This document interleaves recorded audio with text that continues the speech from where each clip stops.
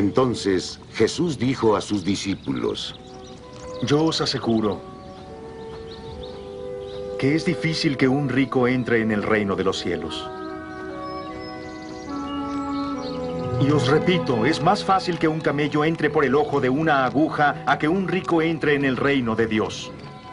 Al oír esto, los discípulos se asombraron de gran manera y le dijeron: ¿Quién pues podrá salvarse? Jesús, mirándolos, dijo: Para el hombre, eso es imposible.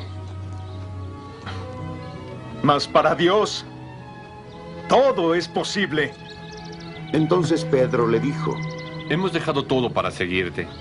¿Qué recibiremos, pues? Jesús les dijo: Yo os aseguro, en la regeneración, cuando el Hijo del Hombre se siente en su trono de gloria, vosotros que me habéis seguido, también estaréis en 12 tronos, juzgando a las 12 tribus de Israel.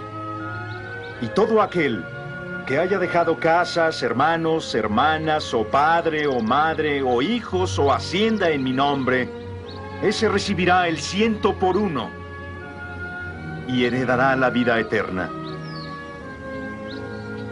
Pero muchos que son primeros serán los últimos, y muchos que son últimos serán primeros. Palabra del Señor, gloria a ti, Señor Jesús. Continuamos con esta sección en el capítulo 19 de Mateo. El joven rico se acerca a preguntarle al Señor, y a la invitación de Jesús: vende todo lo que tienes, dáselo a los pobres, ven y sígueme. El otro se va. Y el Señor hace una aclaración a sus discípulos: les aseguro que un rico difícilmente entrará en el reino de los cielos. ¿Por qué dice el Señor esto y siempre dice la verdad? Porque cuando la persona es rica, tiene su confianza en su dinero. Cuando uno tiene riqueza, uno generalmente tiene poder. Puede uno mandar empleados, contratar abogados, contadores, lo que haga falta, asesores. Y entonces uno manda y los demás obedecen. Y nos toman consulta a los otros, y hay consejos, y una serie de situaciones que nos alejan de Dios, que es fácil que nos podamos llenar de la soberbia. Por eso es tan peligroso darle nuestra conciencia, nuestro corazón, nuestro amor al dinero. Nos rescata el propio Mateo cuando él escribe las bienaventuranzas en el capítulo 5 y dice: dichosos los pobres de espíritu. Aquel que es pobre de espíritu, que sería la contraparte del rico, es el que reconoce que todo lo que tenemos ha sido dado por Dios y que todo es de Dios, pertenece a Él y nos lo da como administradores. Ese es el antídoto para el sentirse rico. Los discípulos le preguntan: ¿quién podrá salvarse? Y el Señor nos aclara a todos: nadie puede salvarse, ningún hombre puede ser a sí mismo, pero Dios sí nos puede salvar. Y eso es muy importante. Nosotros dependemos de Dios para ser salvados. No nos salvamos por cumplir una ley, por hacer tal o cual cosa. Nos salvamos porque Dios nos ama, y también acompañados de las buenas obras, porque el amor es recíproco. Se da, se recibe y se vuelve a dar. Si no, no es amor. A Dios, que es amor, tenemos que encontrarnos en el amor. Pedro, que siempre nos representa muy bien a todos, le pregunta al Señor: nosotros lo hemos dejado todo, ¿qué nos va a tocar? Y el Señor le contesta: en la vida nueva, es decir, en adelante, cuando el Hijo del Hombre venga en su trono, esté sentado en su trono de gloria, se sentarán también ustedes en tronos.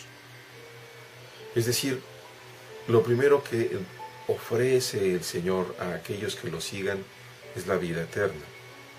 Ahora, dejar todas las cosas y seguirlo es doblar, es vencer nuestra voluntad hasta aniquilarla, para dejar que el reino del Señor sea verdaderamente realidad en nosotros. Si nosotros lo seguimos así, entonces nos convertiremos en verdaderos hijos de Dios, verdaderos cristianos. Dice el Señor: todo aquel que por mí haya dejado casa, hermanos, padres, esposa o hijos, propiedades, recibirá 100 veces más y heredará la vida eterna.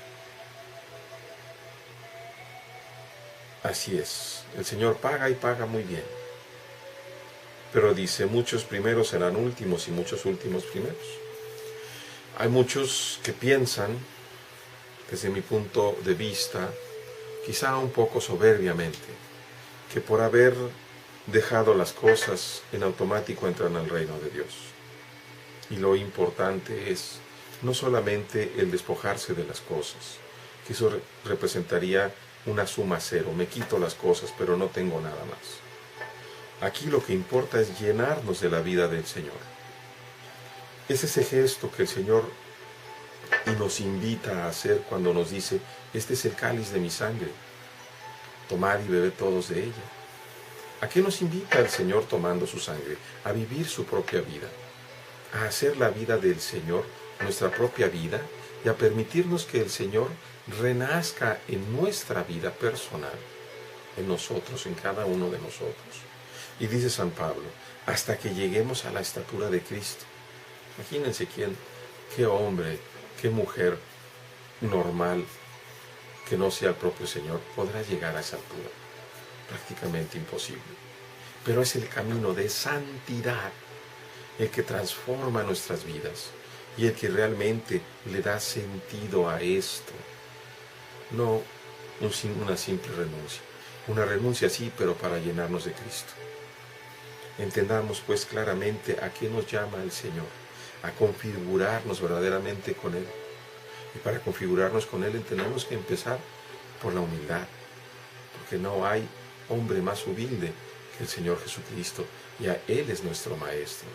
Tenemos que configurarnos en la oración, tenemos que configurarnos en el sacrificio, tenemos que configurarnos en el amor, tenemos que configurarnos en el servicio, no en la soberbia, no en el poder, no en ninguna de esas otras cosas. Dios no nos ha llamado a ser jueces, nos ha llamado a ser hermanos y hermanos amorosos de todos sus hijos. Que Dios nos ilumine a cada uno y nos bendiga.